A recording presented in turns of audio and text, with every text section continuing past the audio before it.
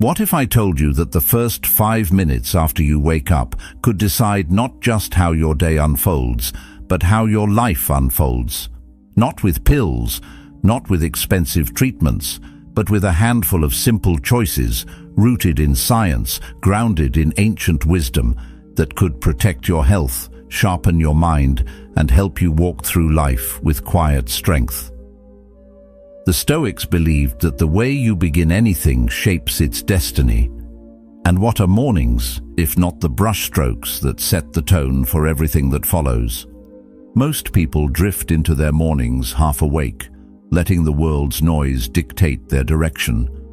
But imagine starting your day like a seasoned captain steering through a storm, not frantic, not rushed, but with clarity, control, and a sense of purpose that no chaos can touch. Those first 5 minutes hold the power to build resilience in your body, peace in your mind, and resolve in your spirit. This is where real change begins, not in grand gestures, but in small deliberate acts that echo through the years. If you value your time, your body, and your mind, consider subscribing as a pledge to yourself.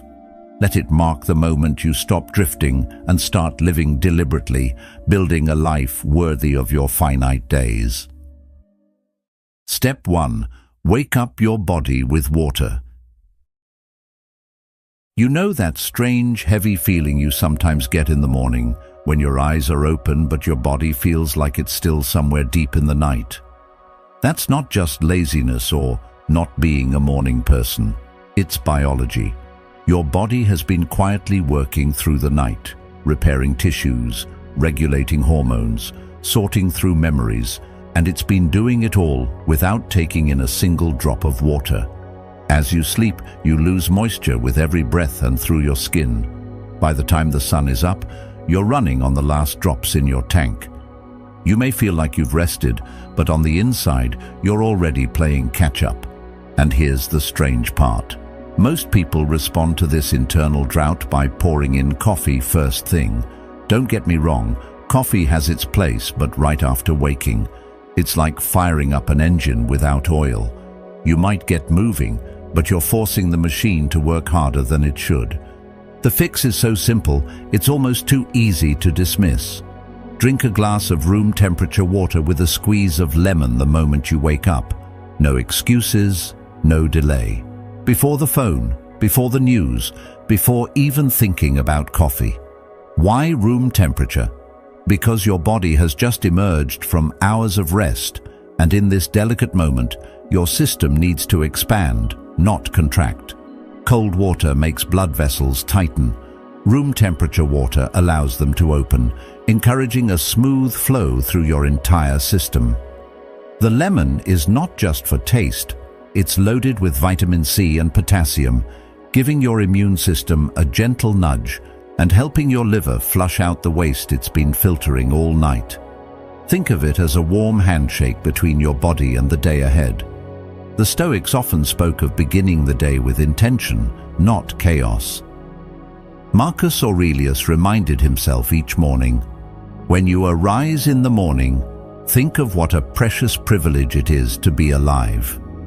A simple glass of water might not seem like a profound act, but when done deliberately, it becomes a small ritual of self-respect. And there's something deeper here. It's not just about hydration, it's about how you treat yourself in those first fragile minutes of the day. If you rush into stimulation, caffeine, screens, noise, you start the day reactive, not responsive. Carl Jung once wrote, "Until you make the unconscious conscious, it will direct your life and you will call it fate." In the same way, if you let unconscious habits steer your mornings, you might spend years feeling drained and not understand why.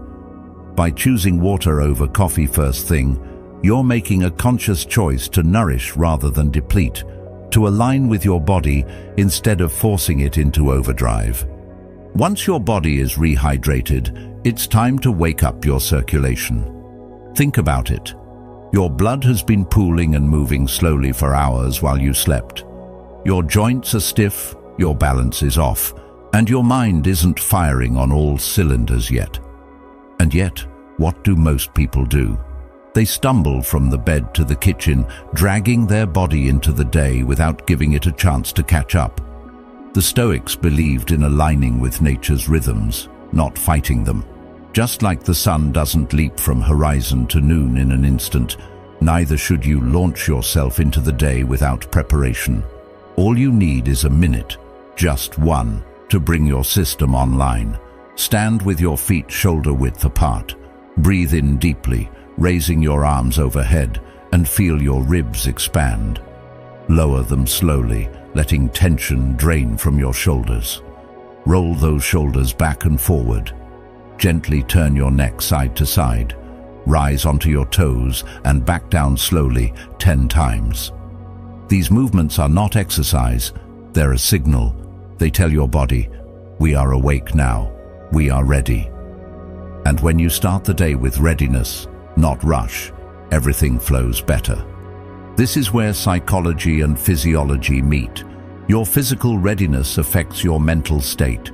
If your habit is to begin each morning in a reactive slump, you'll carry that sluggishness into your choices, your work, and your relationships.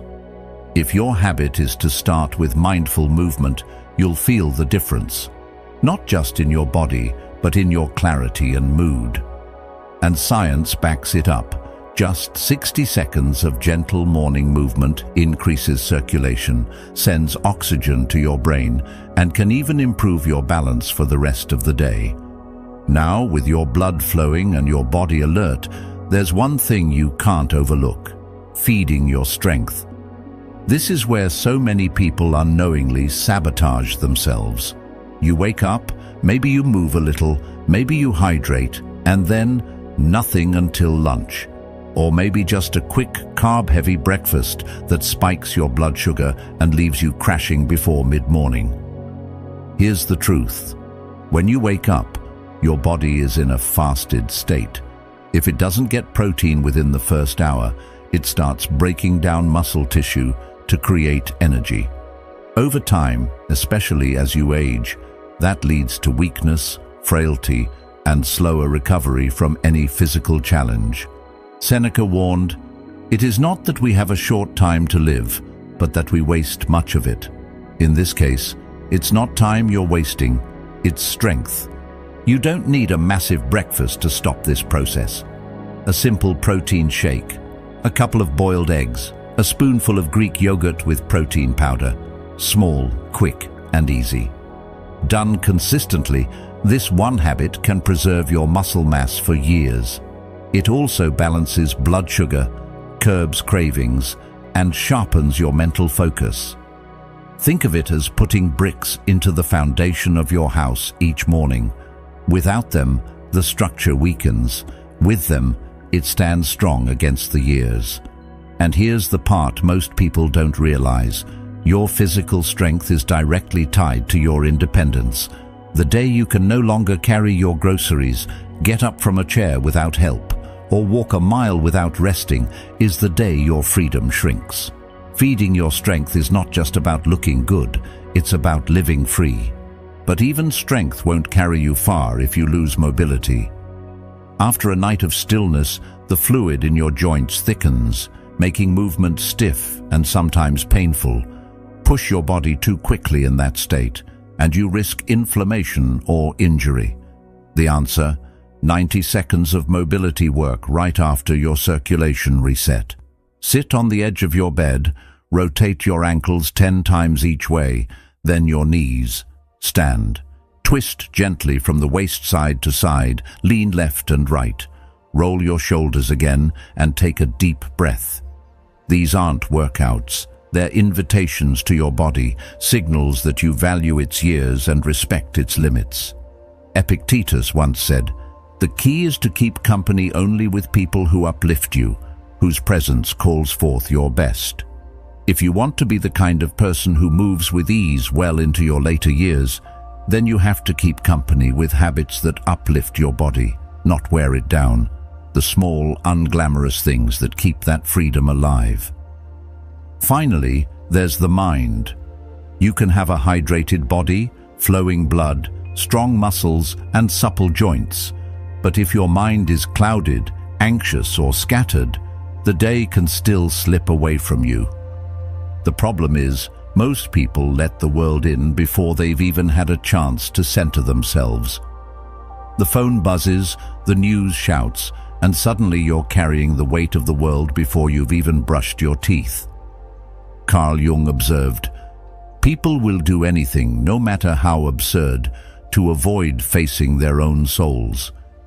That's why I believe the last step of your morning should be mental clarity. Take 1 minute, just one, before you touch a screen to sit in silence. Close your eyes and replay yesterday in reverse. What was the last thing you did before bed? Who did you talk to? What did you eat? What color was the sky in the afternoon? This isn't just about memory, it's about presence. Neuroscience calls this building cognitive reserve, the brain's ability to adapt and stay sharp even as you age. The Stoics called it living with awareness, knowing where you've been so you can see clearly where you're going. Hydration, movement, nourishment, mobility, clarity. 5 simple acts that take less than 5 minutes in total, but if practiced with intention, can change the course of your days and, over time, the course of your life. And here's the deeper point. These aren't just health hacks. They're small daily victories over the part of you that would rather drift than direct, that would rather be pulled than choose. The world will always try to steal your mornings. Your job is to protect them. Marcus Aurelius wrote, "You could leave life right now. Let that determine what you do and say and think." If these really were your last years, wouldn't you want them to be strong, clear, and full of purpose? Then start with the first 5 minutes, because if you can master them, you can master the rest. Step 2. Move before you go anywhere. You know those mornings where you wake up, swing your legs out of bed, and the moment you stand up, the world tilts a little. That isn't just getting older or having a slow morning. It's your body reminding you that it's been in stillness for hours. Your blood has been flowing at a calmer pace. Your joints have been in the same positions for too long, and your brain hasn't yet shifted into full alertness. You might think the best solution is to stumble straight toward the coffee maker, hoping caffeine will shock you into feeling awake. But here's the truth. If you try to launch your day without properly waking up your body first, you're building the whole morning on a shaky foundation. And shaky foundations don't last. The Stoics believed that the way you begin anything deeply shapes how it unfolds. Marcus Aurelius wrote, "The soul becomes dyed with the color of its thoughts." If we apply that to the body, the way you move in the first minutes after waking will color your energy for the rest of the day. So instead of dragging yourself half asleep into the kitchen, give your body the warm-up it's asking for. Don't think of this as exercise. It's more like turning the key in the ignition before driving. Stand right beside your bed. Place your feet shoulder-width apart. Feel the ground under you. Inhale slowly, raising your arms above your head, feeling your lungs stretch and your ribs expand. As you exhale, lower your arms and roll your shoulders back 5 slow circles, then forward 5 more. Gently tilt your head from side to side, allowing the stiffness in your neck to loosen. Finally, rise onto your toes and slowly lower yourself back down, repeating it 10 times like you're pressing into the floor with strength and control. This isn't about building muscle or breaking a sweat. It's about sending a message to every system in your body. We are here, we are awake, we are ready. Carl Jung once said, "Who looks outside dreams, who looks inside awakes." In a way, this small ritual is doing both. You're waking up inside your body and preparing it to meet the outside world. And while it might seem insignificant, this 1-minute wake-up changes more than you think. When you breathe deeply and move with intention first thing in the morning, you're increasing oxygen flow to your brain. That extra oxygen sharpens your mental clarity, stabilizes your balance, and even lifts your mood before you've had a single sip of coffee. The act of rolling your shoulders, tilting your neck, and rising on your toes gently resets your circulation, helping to prevent that dizzy, off-balance feeling you sometimes get. Think of it like gently turning on the lights in a dark room instead of flooding it with a blinding flash. You're giving your body time to adjust, to align, to prepare. Seneca wrote, "Begin at once to live and count each separate day as a separate life." If each day is its own lifetime, then these first minutes are the birth of it. How you start will influence everything that follows. There's also a deeper psychological effect here. By pausing to wake your body before diving into the day, you're breaking the cycle of rushing. Most of us live in a constant state of go, go, go, without realizing that we've trained ourselves to be reactive instead of intentional. That 1 minute of movement isn't just a physical reset, it's a mental one. It's you telling yourself, "I am in control of my day. My body moves when I choose, not just when life pushes me." Imagine this for a moment. You wake up, and instead of feeling like your body is dragging behind your mind, the two start the day together, in sync. You're not rushing to catch up to yourself. You're not forcing alertness through caffeine or jolting your system awake with stress.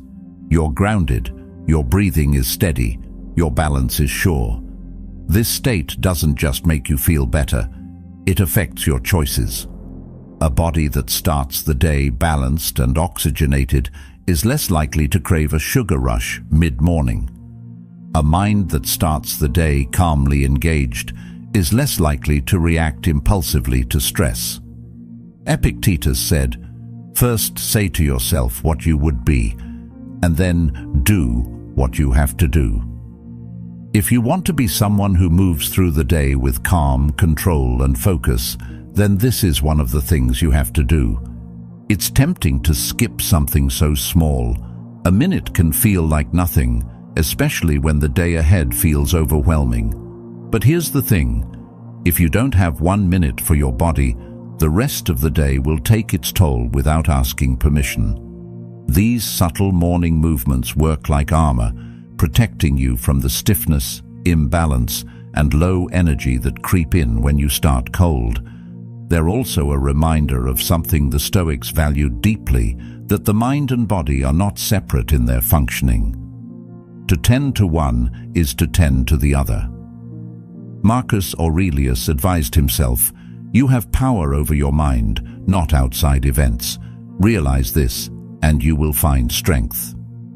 In this context, the outside events include the autopilot habits that pull you straight into chaos. When you choose to begin with presence and movement, you're reclaiming that power. And the beauty of this is, it's adaptable. Whether you're 20 or 80, whether you're athletic or not, these movements can meet you where you are. Over time, you might add more: hip rotations, light stretches, even mindful squats. But the foundation is the same. Start by simply waking the body in a way that feels good. This is not about pushing limits. It's about honoring what your body has already done for you through the night, repairing, restoring, keeping you alive, and now preparing it to carry you through the day. Jung's words come to mind here. Your vision will become clear only when you look into your own heart. Who looks outside dreams, who looks inside awakes. Morning movement is a way of looking inward, of acknowledging your own needs before the noise of the world drowns them out. Here's what most people miss. The small things you do repeatedly are far more powerful than the big things you do occasionally. A dramatic workout once a week can't undo the strain of ignoring your body every morning. But a consistent minute of mindful movement each day can create a chain reaction: better posture, improved energy, sharper focus, and a more grounded mindset. The Stoics didn't wait for someday to care for their minds and bodies. They built the practice into daily life. And if you're thinking, "But I'm too busy in the mornings," remember, this is less time than it takes to scroll through a single social media post. Seneca's reminder fits perfectly here. Life is long if you know how to use it. Your mornings are one of the most underused resources you have. Why not claim them back? If you make this a habit, you'll notice the difference not just in how you feel, but in how you carry yourself. Your walk will feel steadier, your thoughts clearer, and your reactions calmer. This isn't magic. It's physiology meeting intention. You're not just keeping your joints loose and your circulation active. You're setting a tone of self-respect for the entire day. And self-respect, as the Stoics would remind us, is at the root of all discipline. Aristotle's wisdom applies here. The energy of the mind is the essence of life. When your body and mind are both energized in harmony, life feels more manageable, more purposeful. And all it takes is one mindful minute before you step into the stream of your day. In the end, it's not about whether you have time for this. It's about whether you value your time enough to use it well. Each morning gives you a choice. You can start on autopilot, letting habit and hurry drag you along, or you can take the wheel, set your pace, and begin with clarity. That 1 minute by your bed isn't just movement, it's a statement. It says, "I will not rush my start. I will not let the world dictate my first steps. I choose to begin on my terms." And when you start your day like that, you carry that quiet power into everything else. Step 3. Feed your strength early. You ever notice how some people seem to get weaker year after year, even though they're not doing anything obviously wrong? They're not sick, they're not bedridden, but their grip gets softer, their steps shorter, their energy lower. Most chalk it up to getting older, but there's a hidden process happening that no one warns you about. It starts quietly, right after you wake up. You open your eyes, go about your morning, and think you're fine. But inside, your body is already making a choice, where it's going to get its fuel from. And if you haven't eaten, it's not reaching for some magical reserve of energy. It's taking it from your own muscles, slowly, silently, every single day. That process is called catabolism, and it's a slow thief. You don't notice it right away, at least not until you find yourself struggling to carry the groceries, open a jar, or climb stairs without feeling it in your bones. The Stoics often spoke about guarding what is precious, and Marcus Aurelius reminded himself, "You must build up your life action by action, and be content if each one achieves its goal." In the same way, you build or lose your strength action by action, morning by morning. This is where most people underestimate the power of early nourishment. It's not about eating a giant breakfast or forcing yourself into a full meal before you're ready. It's about giving your body the raw materials it needs to protect what you've worked for, your muscle mass, your stability, your ability to move through life without depending on others. A scoop of protein in water or milk, a couple of boiled eggs with a pinch of salt, a bowl of Greek yogurt with a spoon of protein powder stirred in.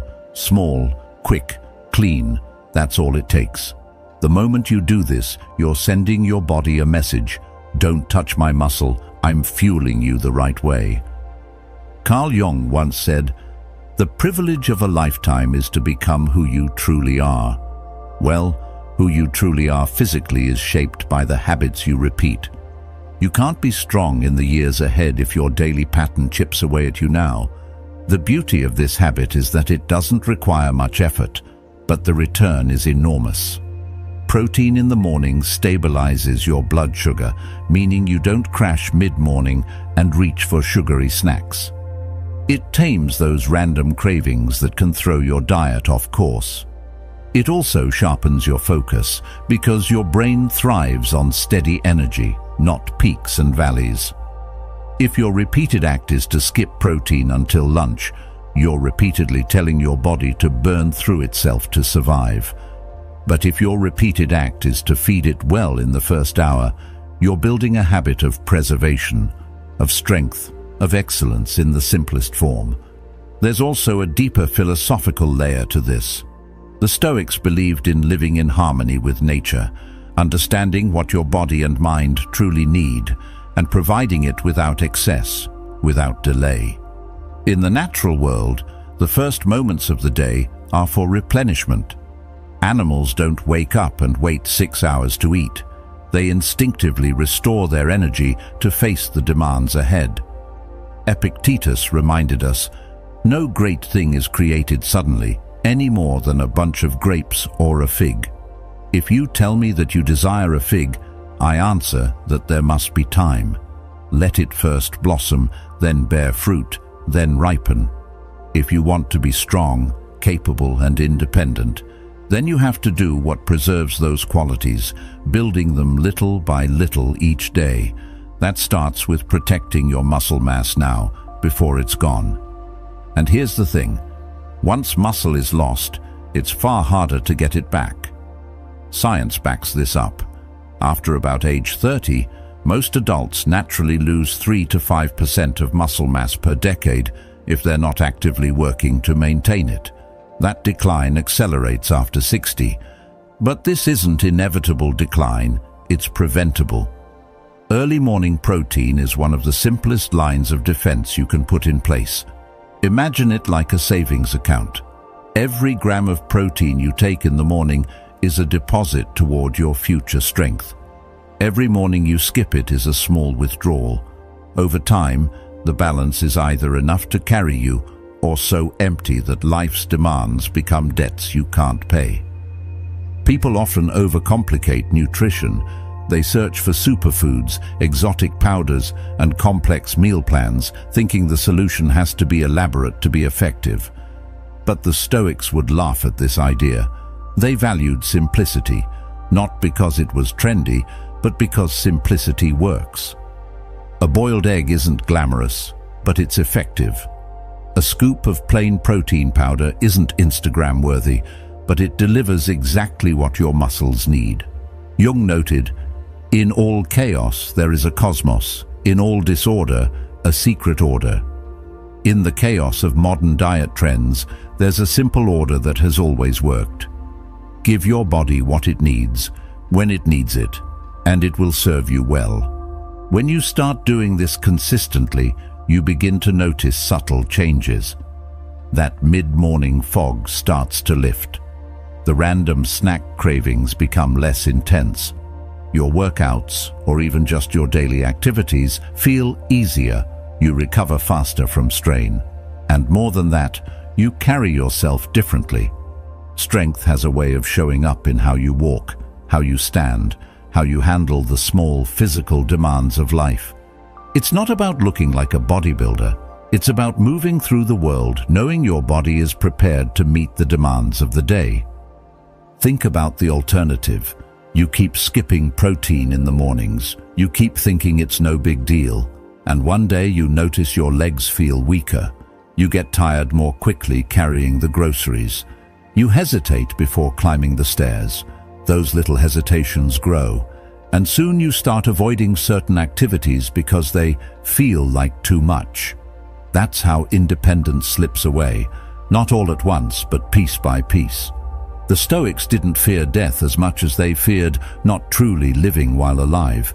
And living fully means having the physical capacity to engage with the world, to experience life without limitation.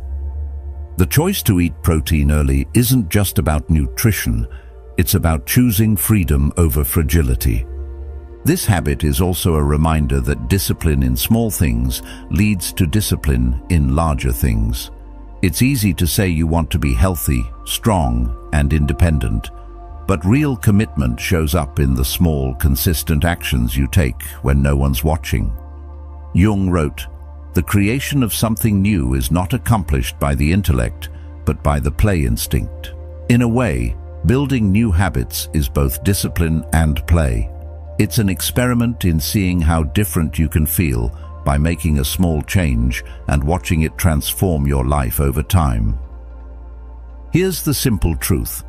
Every morning gives you an opportunity to either invest in your strength or spend it recklessly.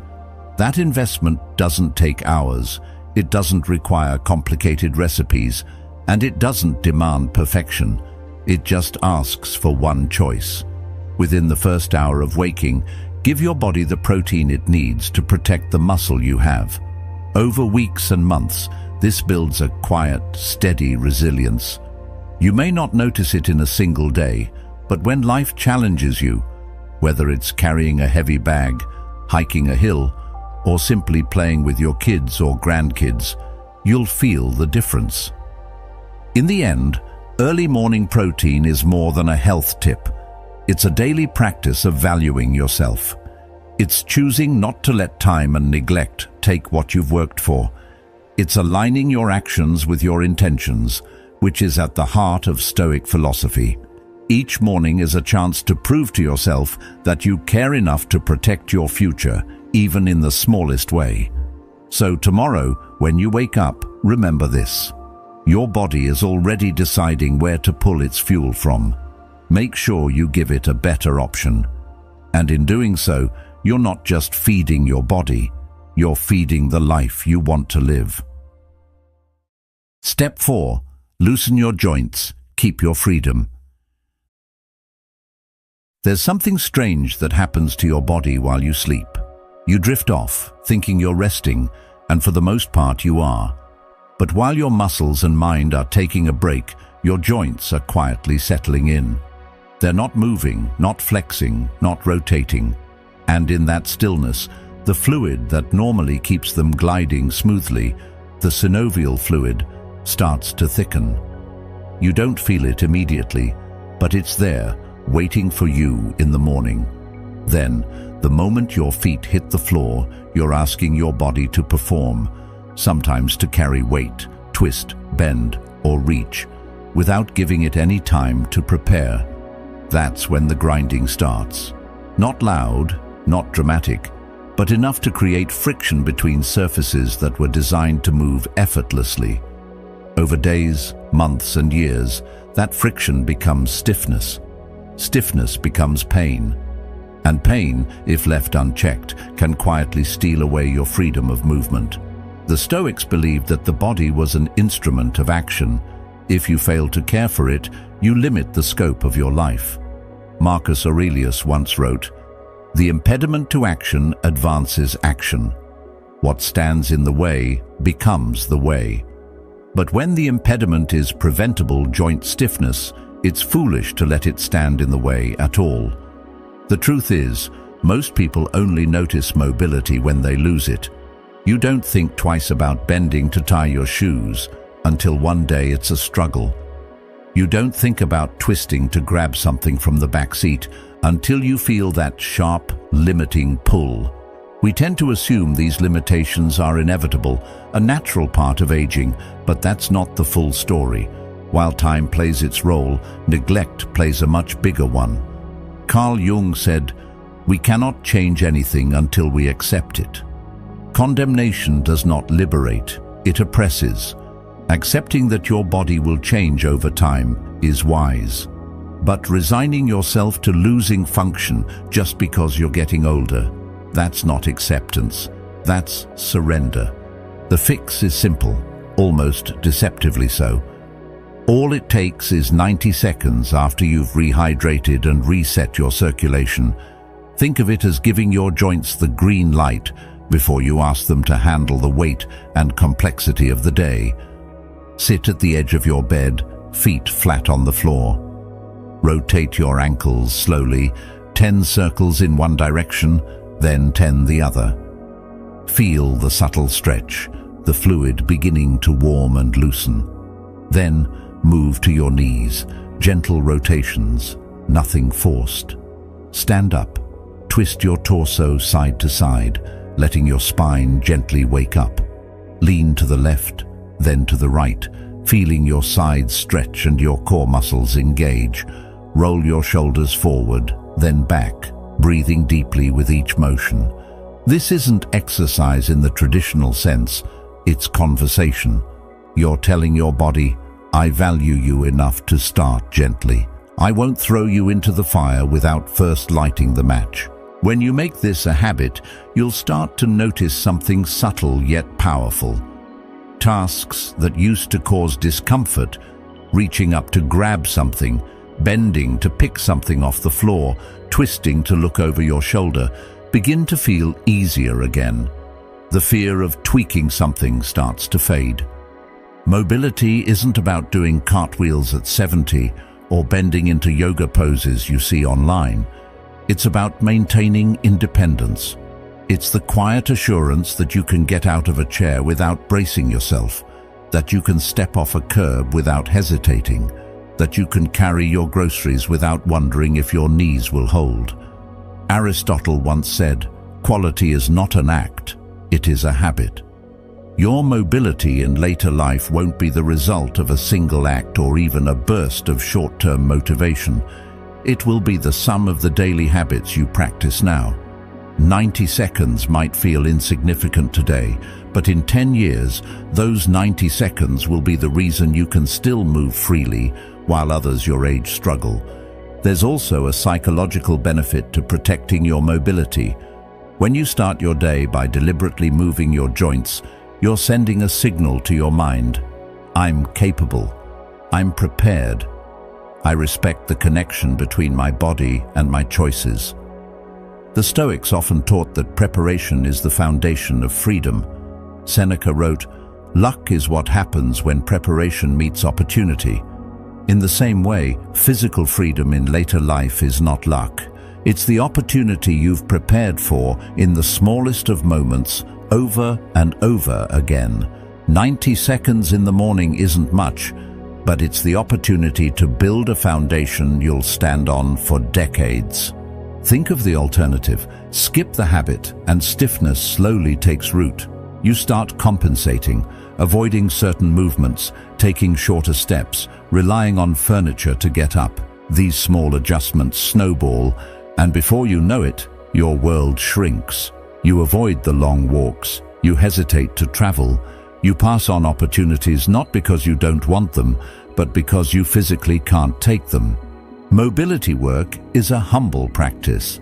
There's no applause, no visible transformation overnight. But much like the principles of Stoicism, the benefits are revealed in the way you handle life's challenges, not in theory, but in lived reality. Carl Jung once observed, "In all chaos there is a cosmos, in all disorder a secret order." Morning mobility might look like a small, unremarkable act in the chaos of life, but it's part of the secret order that keeps you moving through it with grace. The time to build that order is not when the stiffness has already set in, but now, while you still have the capacity to prevent it. This isn't about adding another chore to your morning. It's about reclaiming something that's already yours. Your joints were designed to move. Your body was designed to carry you through life with strength and stability. But design alone isn't enough. It's maintenance that keeps the design functional. Aristotle taught, "We are what we repeatedly do." Excellence, then, is not an act, but a habit. Excellence in movement is no different. You earn it in the smallest, most consistent ways. And when those ways take less than 2 minutes, the real question becomes, what's the cost of not doing it? When you look at mobility as the foundation of independence, everything changes. You're no longer thinking, "I should stretch so I feel good today." You're thinking, "I will move so I can live well tomorrow." That shift, from short-term comfort to long-term capability, is where true discipline lives. If you would be free, if you would be strong, if you would be able, then you must do what preserves those qualities. Not in grand gestures, but in humble, repeated acts. 90 seconds a day. That's the investment. And the return, a life that stays open, wide, and within your control for as long as possible. Step 5. Clear your mind before the world fills it. There's a moment right after you wake when the world is still quiet. The light is soft, your thoughts are your own, and nothing has rushed in yet to claim your attention. But for most people, that moment lasts about 3 seconds, just long enough to reach for their phone. The glow of the screen spills into their eyes, and instantly they're somewhere else. In someone's vacation photos, in the headlines of a world on fire, in a flood of notifications that demand their mind before it's even had a chance to stretch.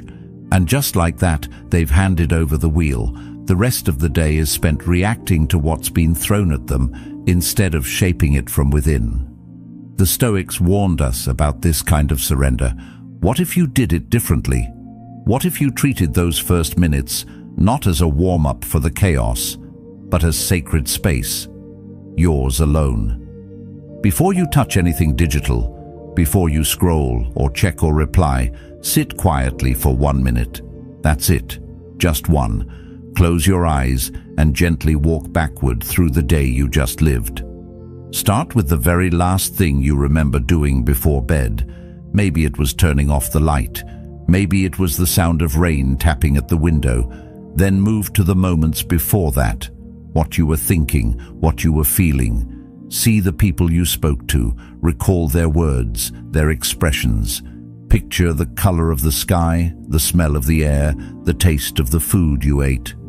Go all the way back to the morning, retracing the steps like you're following a thread through time. At first, this might feel odd or even pointless. Your mind will want to skip, to jump ahead, to think about today instead. But keep bringing it back. You're not doing this to be nostalgic. You're doing it to sharpen the most powerful tool you have, your awareness. Neuroscientists call this building cognitive reserve, the brain's ability to adapt, to stay sharp, to resist decline even as you age. In the same way that lifting weights strengthens your muscles, this kind of deliberate recall strengthens the neural pathways that keep your mind agile. And it's not just about memory, it's about presence. Carl Jung said, "Your vision will become clear only when you look into your own heart." Who looks outside dreams. Who looks inside awakes. This practice is looking inside, not to judge, but to awaken. It's worth remembering that in Stoic philosophy, the morning was never meant to be rushed. Epictetus told his students to take time to prepare their mind before stepping into the demands of the day.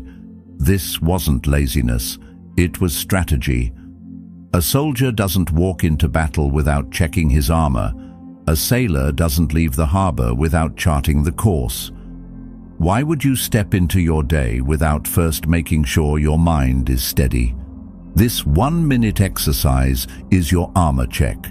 It tells your mind, I am awake, I am aware, I choose how I enter the world. And here's the thing, you'll start noticing changes. After a week or two of this, you might catch yourself remembering details you would have lost before. The name of the street you walked down, the face of the cashier who handed you change, the scent of the coffee shop as you passed. Your mind will start holding on to things it used to toss away without a second thought. And the more details you notice, the more vivid your days become. Seneca once observed, "As long as you live, keep learning how to live." Often we fail to notice life simply because we've stopped paying attention to it. This practice also reshapes your relationship with time. When you replay yesterday in reverse, you see how it was made, moment by moment, choice by choice. You notice the patterns. Maybe you spent hours lost in things that didn't matter. Maybe you lingered in a conversation that filled you with energy. You begin to see what serves you and what drains you. This is self-knowledge, and the Stoics considered it the foundation of a good life. Marcus Aurelius reminded himself daily, "Look well into thyself. There is a source of strength which will always spring up, if thou wilt always look." When you sit in silence and reflect, you're looking well into yourself, finding that source. And let's be honest, There's something deeply refreshing about claiming even 60 seconds from the grip of the modern world. In a time when everything is designed to pull at your attention, to hook your emotions, to keep you scrolling, that 1 minute becomes an act of rebellion. It's a reminder that your mind belongs to you. You can choose to start the day grounded instead of scattered. Jung once observed, "People will do anything, no matter how absurd, to avoid facing their own souls." This practice is the opposite.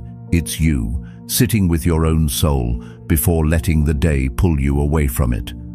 Some mornings, you'll find the minute stretches itself.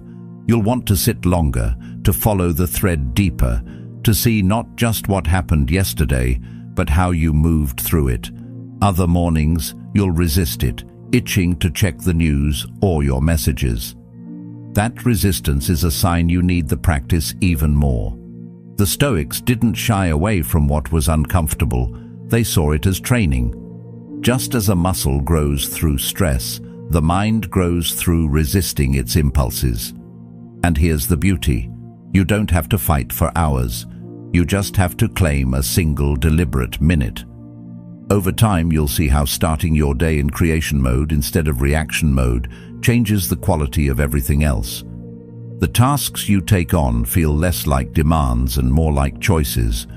Conversations become more intentional. You're less likely to be pulled into pointless arguments or distracted by things that don't matter. You begin to live, as the Stoics would say, according to nature, in alignment with what is essential, not what is noisy. Aristotle taught, knowing yourself is the beginning of all wisdom. This minute is a daily step toward knowing yourself better. So tomorrow morning, when the urge hits to grab your phone, pause. Let that urge pass. Close your eyes. Follow yesterday backward like a river returning to its source.